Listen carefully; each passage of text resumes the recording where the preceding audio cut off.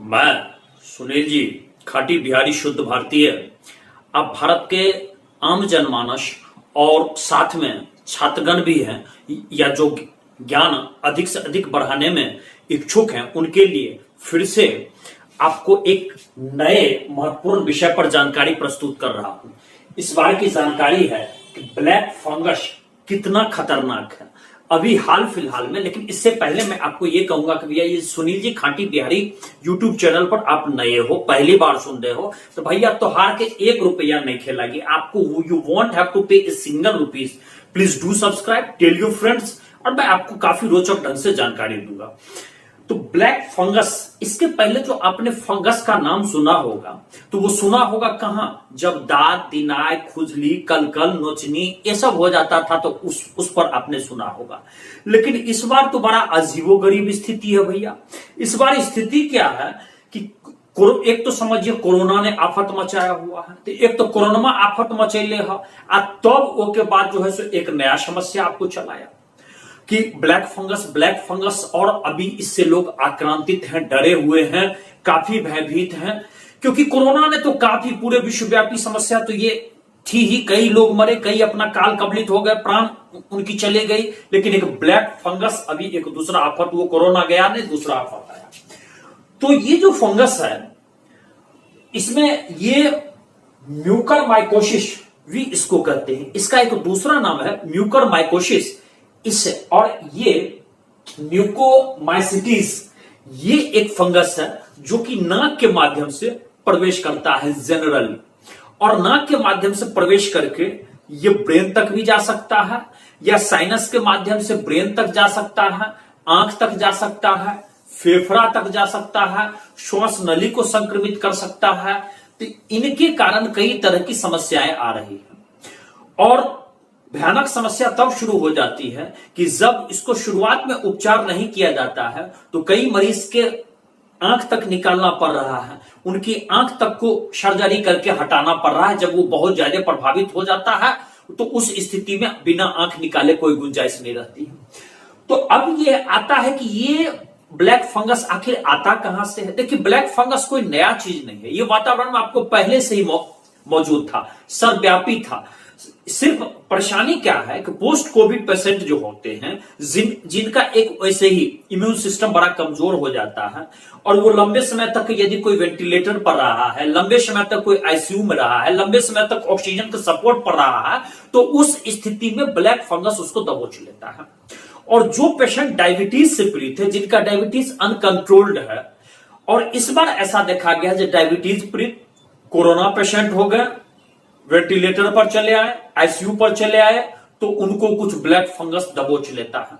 Black fungus इसके पहले सड़ा हुआ प्याज पर भी, सड़ा गला यदि कोई अन्न फेंक देते थे तो उस पर भी आ जाता था। लेकिन उस समय वो इतना प्रभावित इसलिए नहीं करता था कि शरीर यदि आपका मजबूत है, नॉर्मल पीरियड है, तो वो उतना प्रभावित नहीं करता था। इसलिए ब्लैक फंगस पहले रहते हुए भी इतना नाम नहीं सुने होगा जितना अभी कोरोना के टाइम में सुने हुएगा। और अभी तो ये इसके नाम सुन करके ही भय होता है। कुछ पेशेंट ऐसे हैं जिनकी ट्रांसप्लांट की गई है, जैसे किडनी हुआ, लीवर हुआ, कुछ ऐसे ऑर्गन्स जिनका ट्रांसप्लांट किया गया है, तो उस समय भी वो आपको इम्यून कॉम्प्रोमाइज्ड रहते हैं, उनकी इम्यून सिस्टम थोड़ी कमजोर रहती है, उन पर भी ये खतरा आ गया है। अब आता है कि कैसे पकड़ेंगे कि ब्लैक फंगस किसी व्यक्ति को अटैक कर गया है। शुरुआत में यदि आराम में ही लक्षण पकड़ के और उसके इलाज डॉक्टर के निकट चले जाएगा तो ब्लैक फंगस आराम से उसका उपचार किया जा सकता है और बिल्कुल ठीक हो जाएंगे।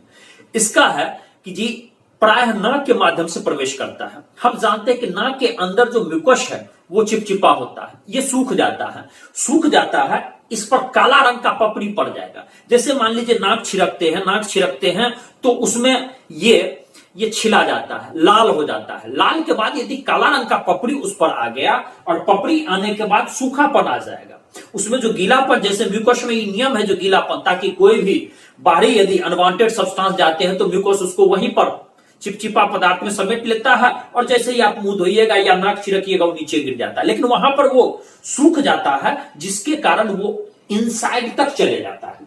इसके बाद नाक का ये पोर्शन फूल भी जाता है, आंख का ये पुतली फूल जाएगा, ये फूल जाएगा, आंख आ जाएगा, लाल हो जाएगा, दृष्टि कम हो जाएगी, दृष्टि शक्ति कम हो जाएगी, या आंख की देखने की क्षमता कम हो जाएगी। ऐसा लगेगा कि जैसे आंख आ गया है। और फिर यदि ये मस्तिष्क तक पहुंच गया, यदि ये तो मस्तिष्क में भी कई सारे ऑर्गन्स को भी ये नष्ट करने लगता है। नष्ट यहीं पर एक कारण होता है कि यदि दृष्टि की ऑर्गन, आंख की ऑर्गन को नष्ट किया तो वहां पर जाकर के ये आंख में बुरी तरह फैल जाता है और बिना निकाले हुए कोई गुंजाइश नहीं होती है।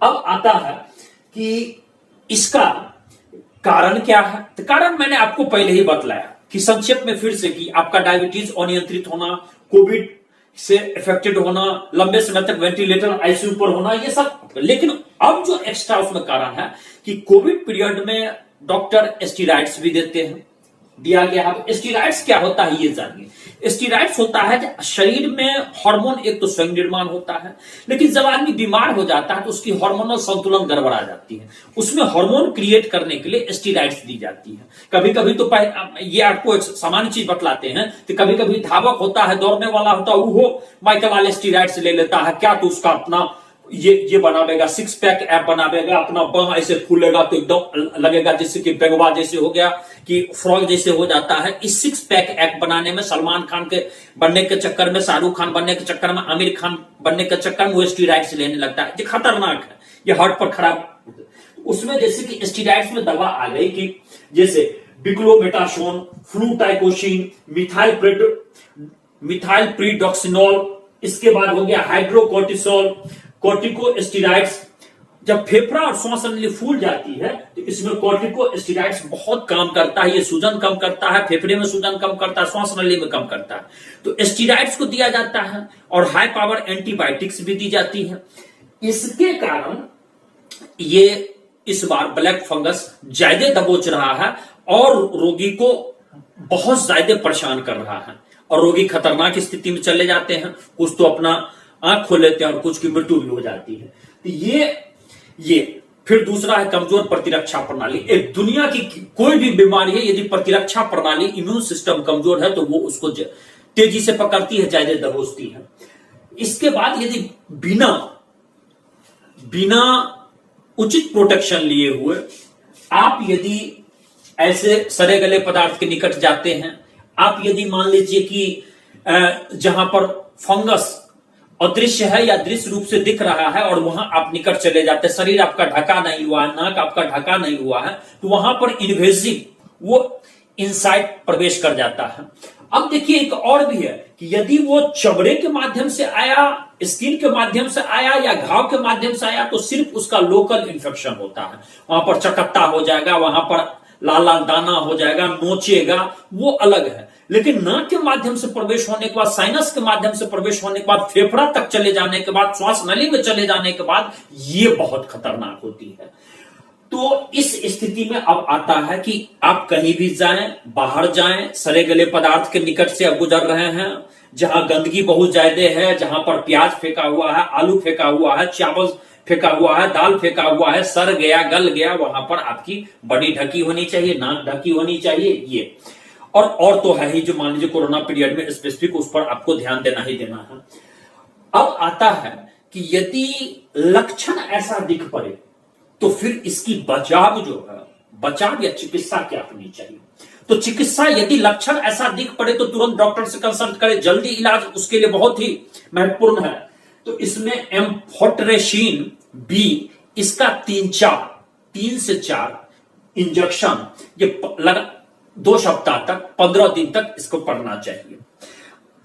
दूसरा, यदि ऑक्सीजन सिलेंडर पर कोई कोरोना पेशेंट है तो उस ऑक्सीजन सिलेंडर में पानी का भी इस्तेमाल होना चाहिए, वो डिस्टिल्ड होना चाहिए। ये नहीं कि उसको कच्चे पानी, अपना देशी पानी का इस्तेमाल कर दिए, धड़ से उसमें मान लीजिए जल्दीबाजी के चक्कर में है, उसको तराक से पानी, अपना देशी पानी इस्तेमाल कर दिए, लोकल पानी इस्तेमाल करते, नहीं, डिस्टिल्ड वाटर। फिर उसके पाइप को बराबर साफ करते रहे, पाइप को साफ करते रहे, और ऑक्सीजन सिलेंडर को भी उचित ढंग से उसकी सफाई होनी चाहिए। फिर उसको रिफिल करना है या एक खास समय के बाद उस पर सफाई होनी चाहिए, ये होनी चाहिए।